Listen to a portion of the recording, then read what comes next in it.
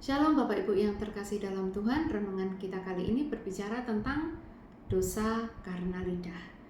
Kita baca di dalam Amsal 15 ayat yang keempat. Lidah lembut adalah pohon kehidupan, tetapi lidah curang melukai hati. Nah Bapak Ibu, ayat ini juga mengajarkan kita tentang kekuatan kata-kata, di mana kata-kata yang lembut, yang penuh kasih itu dapat membawa damai, dapat membangun orang-orang di sekeliling kita. Tetapi kata-kata yang kasar, kata-kata yang penuh kebohongan itu dapat menyakitkan hati dan dapat merusak semangat orang-orang di sekeliling kita.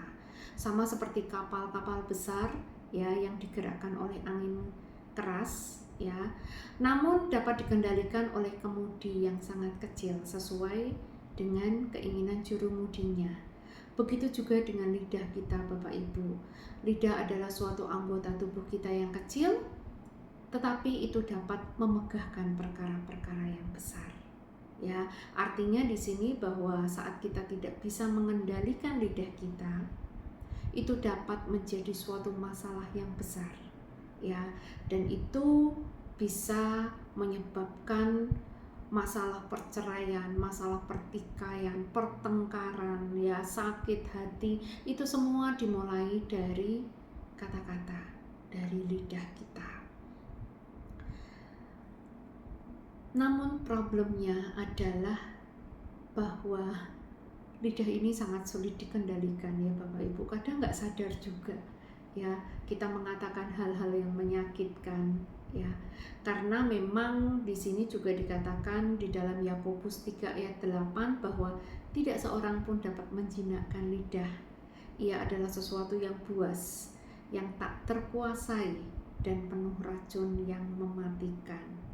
Nah, orang ya atau kita dapat memuji Tuhan, dan dengan lidah kita pun kita juga bisa mengutuk sesama kita. Bahkan kita dapat bersungut-sungut, bahkan kita juga dapat memperkatakan kata-kata yang menyakitkan. Namun Bapak Ibu, kabar gembiranya bahwa kita itu memiliki Tuhan Yesus, di mana Yesus itu adalah teladan buat kita, teladan yang bisa kita ikutin di dalam cara kita mengendalikan lidah kita.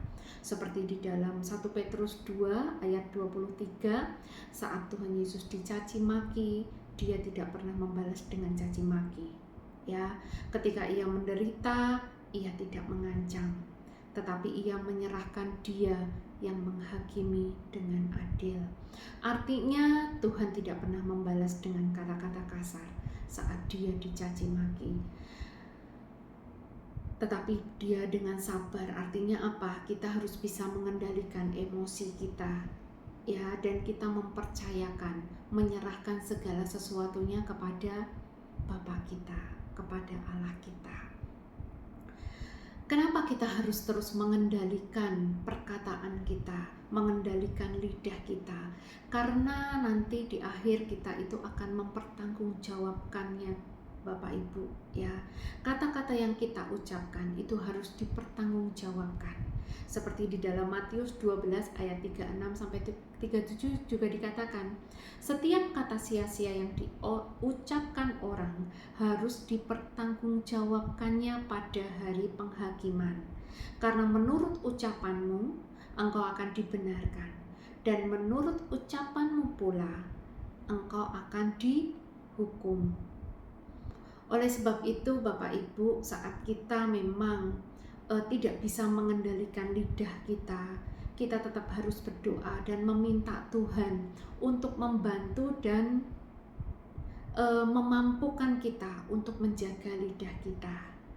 Karena memang kita nggak mampu untuk melakukannya sendiri. Awasilah mulutku ya Tuhan, berjagalah pada pintu bibirku, seperti yang Mazmur 141 dikatakan. Kristus telah membiarkan dirinya ditindas dan tidak membuka mulutnya, supaya kita yang berdosa karena lidah kita beroleh penebusan. Oleh sebab itu muliakanlah Tuhan dengan lidah kita. Tuhan Yesus memberkati.